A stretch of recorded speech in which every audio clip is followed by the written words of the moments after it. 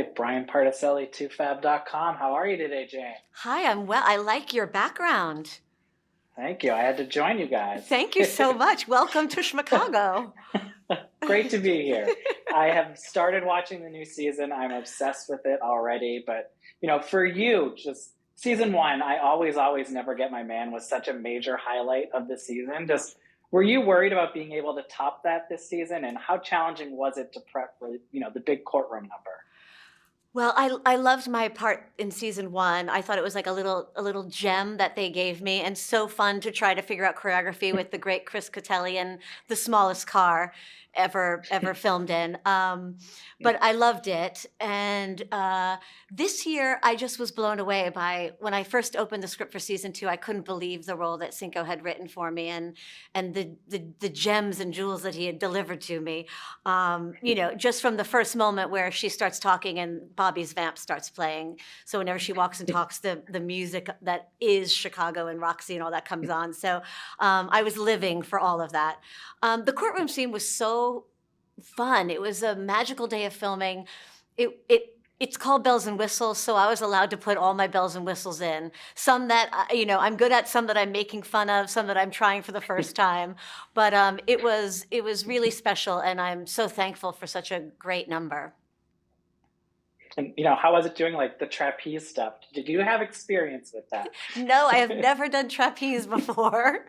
Uh, he had written that she enters from the ceiling on a trapeze, and then that was what it was supposed to be. And I said, well, can I try to do a few tricks? Like, can I go and learn some while we're still in rehearsal?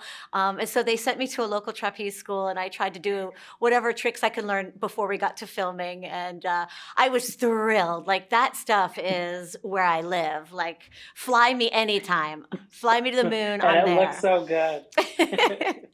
And, you mentioned that you have this entrance music, which is great. Just how fun is it to play a character like Bobby and to be, a gender flip Billy Flynn? It's such a great part, and I think the show is written so smart, where everyone becomes like an amalgam of many musical theater characters. And I Yeah. mean, in the show, I never thought we'd see Annie with Sweeney Todd. I never thought we'd see my character be Billy Flynn with company. He's worked his way to make Sally Bowles somehow have a relationship with Sweeney Todd, and it works. And so it's kind of it's a world all unto itself, but magical to anyone who loves musical theater. And I think you'll love the show if you don't know musical theater, but if you do know musical theater, you're gonna love it on a whole nother level. And, you seem so at home in the Chicago world too that I was surprised to see you've never actually done it on Broadway. But has there ever been talks to do it? Because you would literally be perfect in almost any role in the show. Oh, that's so sweet. It's definitely one of the roles on my bucket list.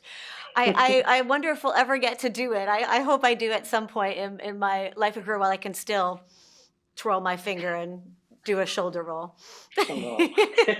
And last question I have for you is, if we get a season three, and I hope we do, what is maybe a show you'd love to tackle from the 80s or 90s? I don't know.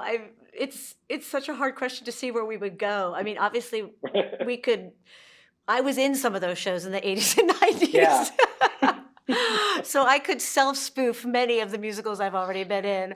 I don't know. Cinco has such a brilliant mind and the most loving heart towards musical theater that I can't wait to see what he unfolds for us or comes up with in his own mind. Same. Well, thank you so much for your time today, Jane. Pleasure to meet you. Such a Virtually. Have pleasure. a good Thank you one. so much.